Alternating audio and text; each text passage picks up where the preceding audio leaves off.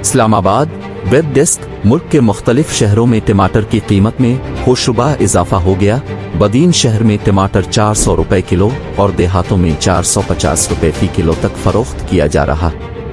काश्तकारों का कहना है कि जिला में टमाटर की फसल की बुआई शुरू हो गई है। 2 माह बाद मकामी टमाटर मार्केट में दस्तयाब होगा, जिसके बाद कीमतों में कमी का इम्कान। आज न्यूज़ के मुताबिक क्वेटा में टमाटर की फी किलो कीमत में 50 रुपए का मजीद इजाफा हो गया, जिसके बाद क्वेटा में टमाटर की फी किलो कीमत 200 से बढ़कर 250 रुपए हो गई। उधर तुर्बत में टमाटर की फी किलो कीमत में 100 रुपए का इजाफा हुआ, जिसके बाद टमाटर की फी किलो कीमत 400 रुपए से बढ़ गई। जामशोरो और मीरपुर खास में टमाटर 400 रुपए फी किलो तक फरोख्त हो रहे। मीरपुर खास सब्जी मंडी एसोसिएशन के सदर का कहना है कि चंद रोज में ईरान से टमाटर पहुंच जाएगा।